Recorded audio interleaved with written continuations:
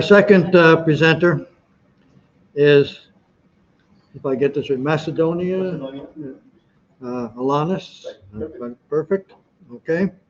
Um, and topic is emergency remote teaching, a case study. And it'll be a half-hour presentation from 4:15 to 4:45.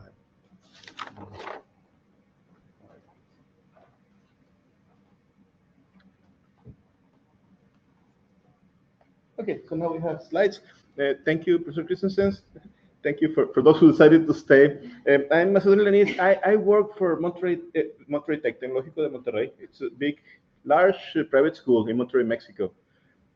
Since we're such a large school, we have campuses all over. We decided to go into distance learning long ago because we had to make sure that we had standard courses, and sometimes we needed to have a very specialized course in a campus where we only had 2 students.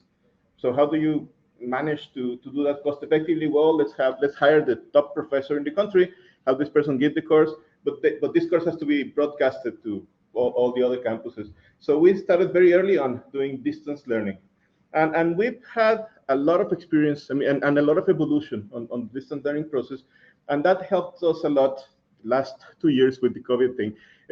We've been evolving the idea of distance learning. When I first started, it was 3-hour lectures, and my job was, well, they just said, just copy your lecture and do it physically, face-to-face in a camera. So I would sit for 3 hours talking to an empty room, and it was torture. And the worst part was when they made me watch a full 3 hours of my class. No excuse. You cannot leave. The students have to sit there, take notes. You sit there for 3 hours. And I said, we're doing something wrong. So we started evolving the model, and it went from having satellite links all the way to now having 10-minute pre-recorded bits of pieces embedded inside courses with lots of activities. And our online courses today are different. Now we have some pre-recorded sessions supported with some live question and answer, more dynamic type of interactions via Zoom. And depending on whether we're teaching first grade college students, or we're teaching people in the upper, not upper class, but industrial customers, we changed a little bit the format, but basically we go with the 10-minute bits and pieces.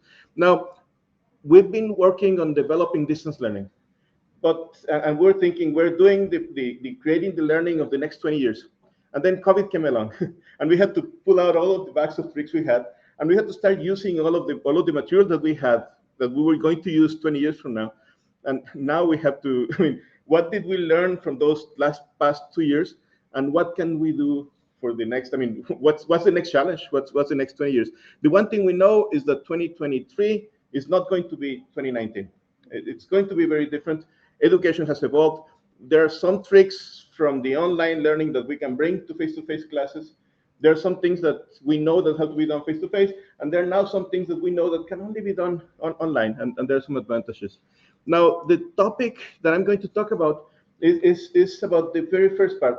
How do we switch from face-to-face to distance learning quickly? And the idea is, well, let's start learning things from the pandemic. The first thing that we have to learn is how we did the switch. Perhaps not for this generation, but for other generations. 30 years from now, maybe half of you will still be working on this field, and somebody will say, yeah, I remember when COVID came, and somebody will say, oh, yeah, I remember, I was there, and say, oh, yeah, well, this person was there. Well, we have to write this down so that in 30 years, when we get the next COVID, hopefully 50 years or 100, there is something on the background. When this thing first started, I had to very quickly train other professors on how to do online. In my school, 20% of our students do fully online classes, but everybody has to take at least 2 courses. So everyone in the school has to take at least 2 online classes during the degrees. So we had a group of professors who were trained on teaching online, but we also had a group of professors who'd never done online teaching. And we had to bring them up to speed quickly. I wrote a book trying to get all of their ideas, put it in Amazon so that we could share it with the world. And some good ideas came along, and this thing is evolving. I'm getting more ideas to add to this book on how do you do teaching from home. Things as simple as, well, make sure you wear pants, and make sure you wear perfume.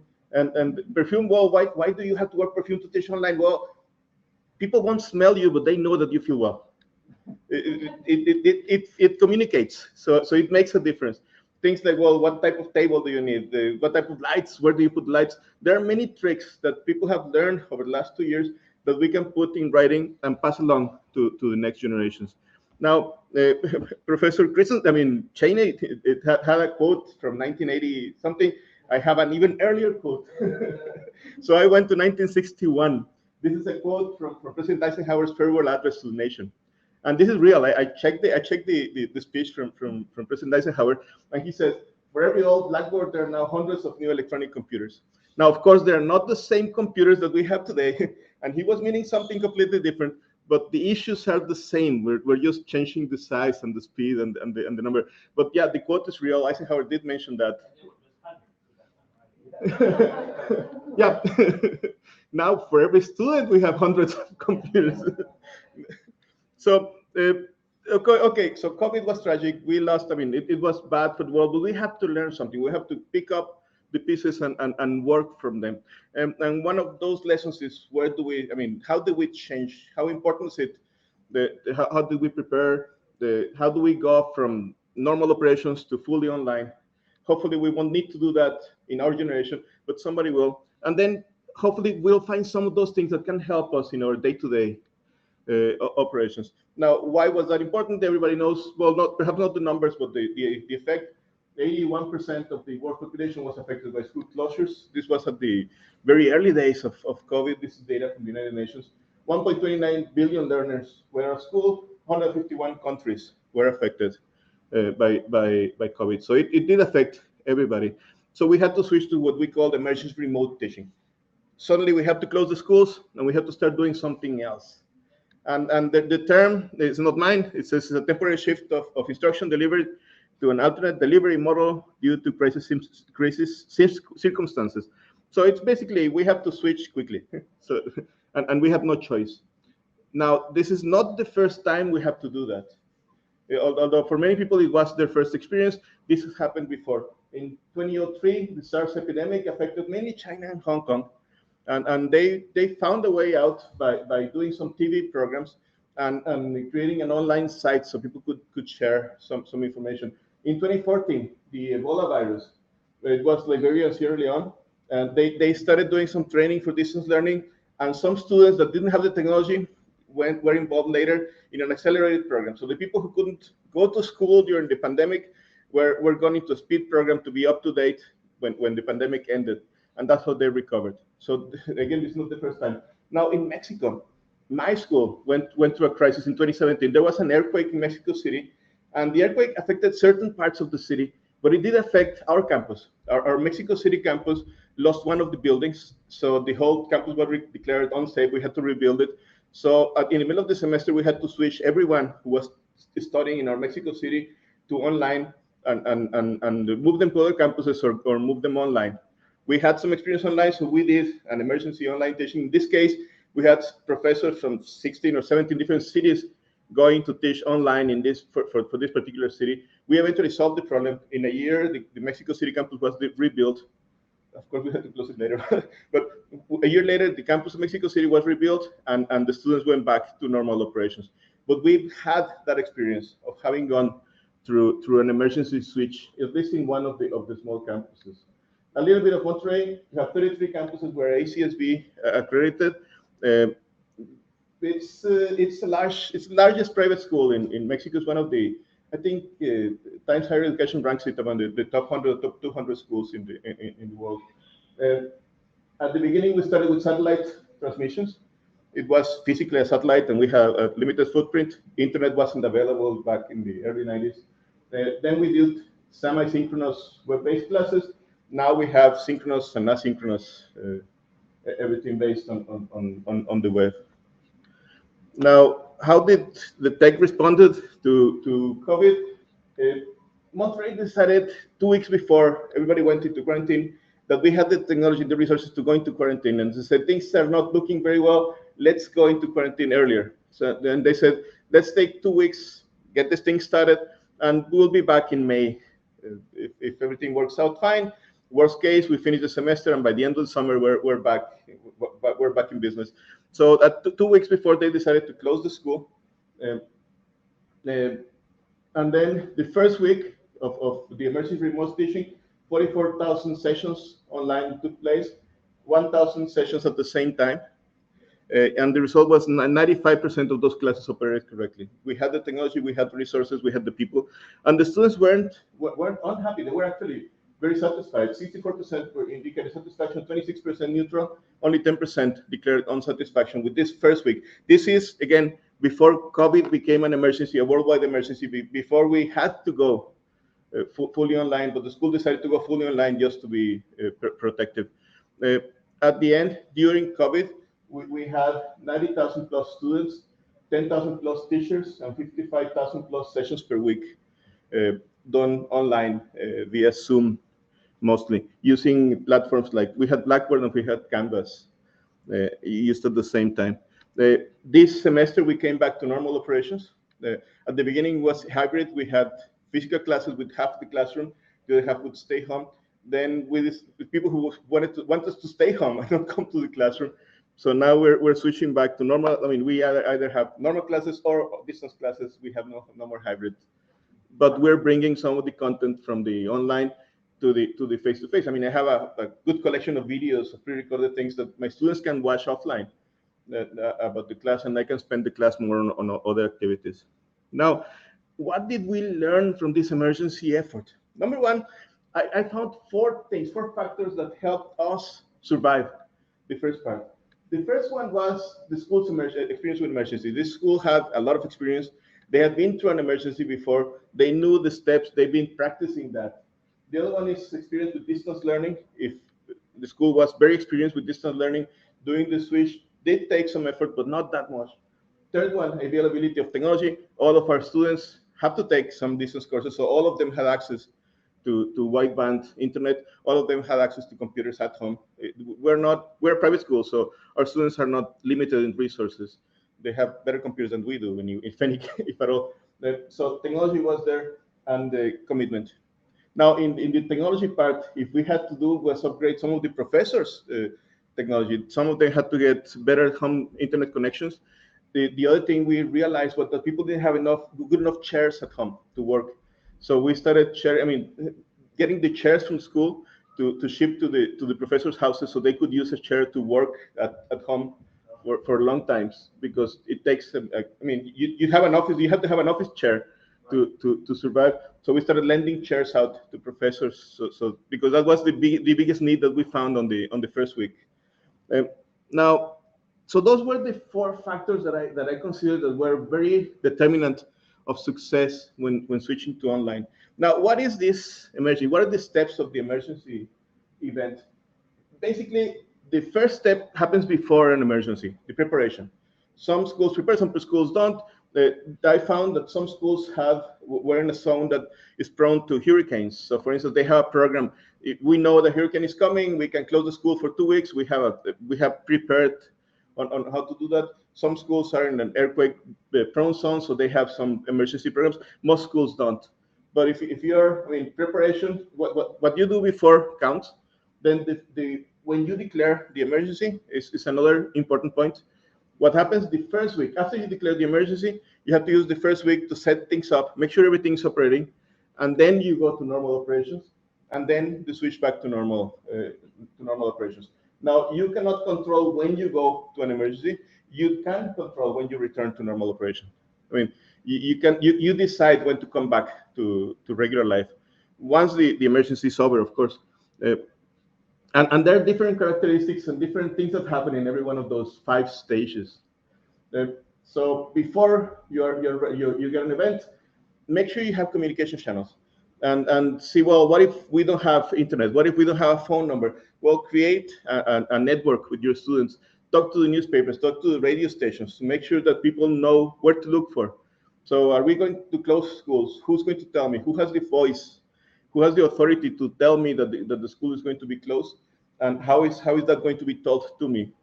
So it's going to be an email. And if we don't have email, we're going to do it on the radio. And if radio doesn't work well, then maybe we don't have to worry about anything else. Define the chain of command, who has control, who orders that, update the continuity of operations, and assess the readiness. Make sure you're ready. And this happens continuously until something happens, unfortunately. Now, the declaration. Once we declare the emergency, we have to create support groups on 3 areas: technical support group, course design support group, and teachers support group. Many courses have to be switched completely in format and shape and activities because they were going from face-to-face to online. So design was a big issue. Uh, Teachers needed a lot of support, how to dress, how to talk, I mean, talk to other professors to tell you how to do teaching online, and the technical aspects. We have to make sure everybody knew how to use Zoom. We had to make sure everybody had accounts, that passwords worked, that technology didn't get stuck in there. Solve all the hardware problems, train the teachers, and redesign the courses. And we have 1 week to do that. The first week, everybody's working on adrenaline. You get there and you make it happen. Now, the other weeks is when we have a problem. Because once the adrenaline wears off, then you go back to normal operations. And now you're at home, and now you've been there for 6 weeks. Now you've been there for 12 weeks. Now it's the second year if you're doing that. Then the other weeks are a different blend of activities and different type of support. So first week, distribute the materials, have the first session, make sure everything works, evaluate the initial results. The other weeks during the operation, the administration had to keep everybody informed. What is happening? What are we doing? When are we coming back? What is happening in the world? In our school, we have a very good school of medicine. So we had the top doctor in Mexico telling us every week, well, this is where COVID is. This is the medicines that we found, and this is, I mean, this is not. We're not coming back in the next 2 months, and this is why. And this is where the vaccines are. This is the tests, and that. So we were kept up to date on what was happening with COVID, and on what was happening in the world. Now, for the teachers, share experiences, be flexible, communicate with students. You cannot be very strong on deadlines because students are just finding out, and they will come out with something like, my assignment, I tried to upload it and the assignment didn't work. Okay, just send me a picture and I'll take it into consideration. So you have to be a little flexible. Eventually, once people knew how to upload something, we knew if somebody was telling the truth when they said that they couldn't upload it at 12:01 or 11:59. And support groups. We have to keep the technical, the course design, and teacher support groups going.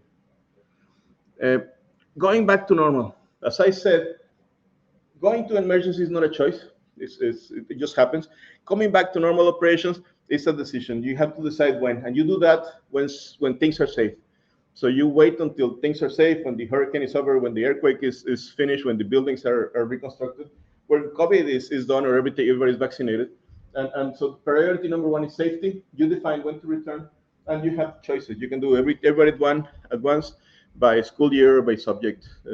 What we did is we did everybody, but on hybrid. So it was started half and half, and then we just switched back to normal. And what we have today is we have more than we had before online courses, and we have our share of face-to-face courses. Of course, corporate training has always been online. That didn't change. Conclusions, and I'm being too fast. For some reason, people are fast in this in this room. This paper is only exploratory. I mean, the idea is we don't know what works or what doesn't. We don't know what variables to analyze. So the first thing is let's do a case study and see what variables are out there. And then the next step is, well, let's do the statistic analysis and see if those variables do count and things. So this is basically exploratory research.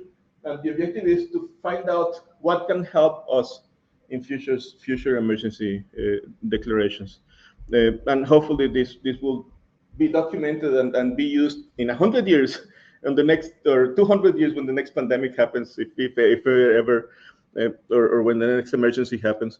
But in any case, well, in 100 years, maybe not. In 60, maybe some will be. But in any case, it is useful to share experiences. And the one thing I did learn on this thing is how to write a book and put it in Amazon. You can put in something together, put it in Amazon, and within 30 minutes, it is up to the world. And anybody anywhere in the world can see your materials. So if you want to share something, if you want to write something, don't be afraid. You don't need an editor. You don't need to invest money. Just put the document together, do a PDF. I mean, and you see a good response to this.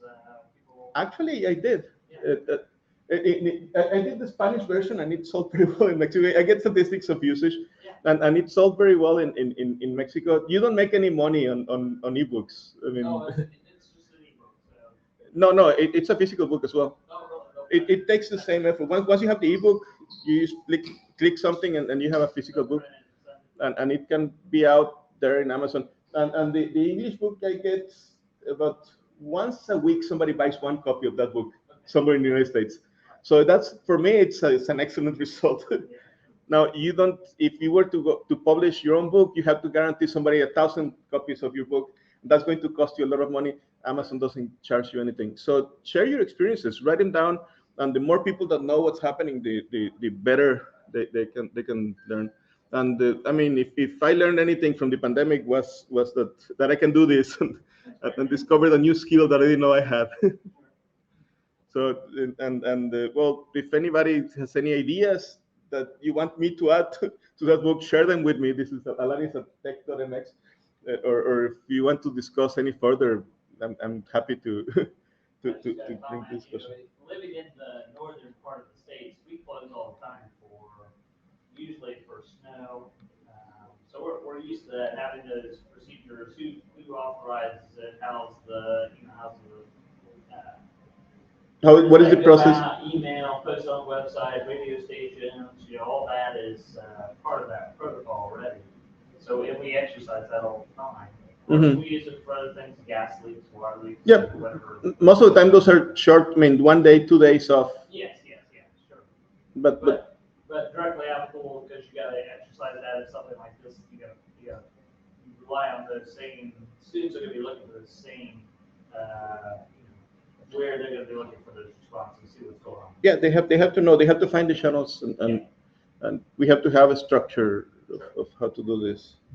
And same thing with professors, because I mean, you're teaching your own class, and then somebody says, well, now do it online, and it's not the same to say, well, go do it online, than it is to say, well, here is some support. You want to go online? You need help? Here we are. Technical problems, call this guy. Instructional problems, design problems, call this guy. What to do, and it's very different way of approaching that, and that shows on the stats for the student satisfaction results. You mentioned the chairs. One thing we had an issue with was our IT department had decided that issuing laptops to faculty was not a good idea because they got tore up and had to be replaced. So they had gone back to just giving everyone a desktop in their office, which when the pandemic hit, of course, and then they didn't want you to come into your office or come to campus, it raised a concern. People are dragging their desktops home. Did they let them take them out? What's that? Did they let the professors take out their computers? They did let professors take their desktops home. And then later on, as it drug on into the summer, they started a laptop sharing program where I think they used some resources from the government to buy a set of laptops that they could issue out to faculty and or students who didn't have the resources. But it presented an issue that was not foreseen by the IT department, which is that really we need mobile. And like you said, I think a lot of faculty may not have internet at home.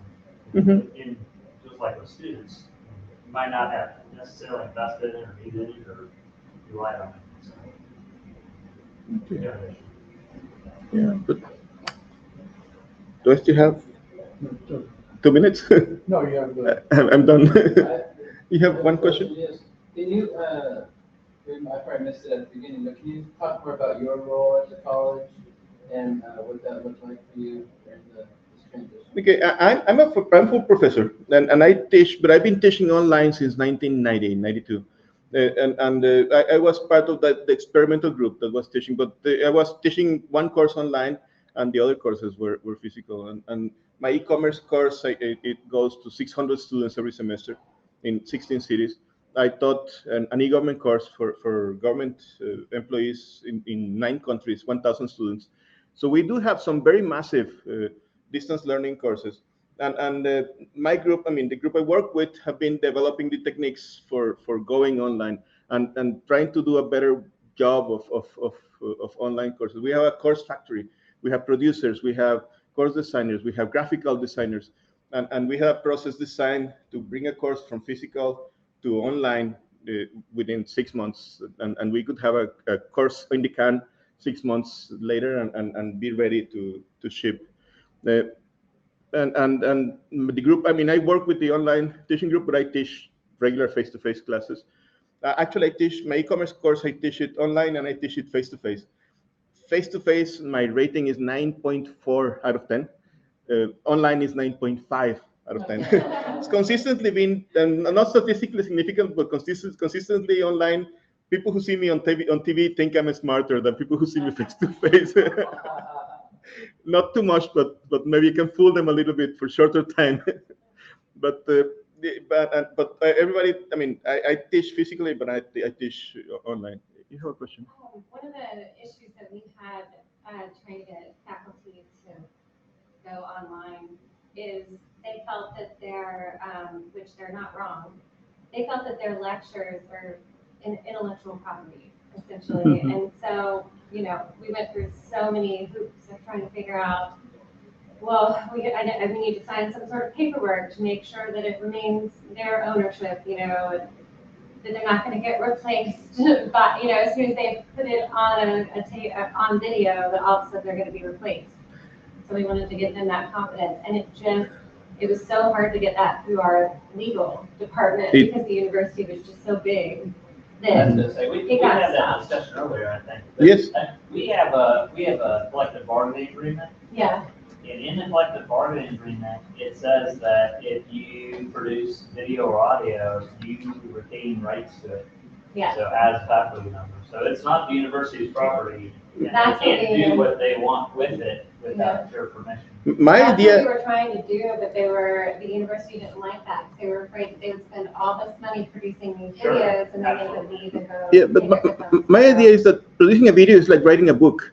When you write a book, you share your knowledge, but I mean, the editor gets a cut, the printer gets a cut. Well, I'm writing a book, the university would get a cut, the people who invested on the course should get part of the profit, but the person shouldn't be forgotten. I mean, I do a course, it's not like now the university owns the course and they can reproduce it 1,000 times and they don't need me. Now, just in case, what I do is I timestamp my videos. What do I mean by timestamping? Oh, well, let me tell you about this company who's doing something great. Enron is a great company who's doing, oh, by the way, they're in jail. Okay, no, Enron is no longer useful.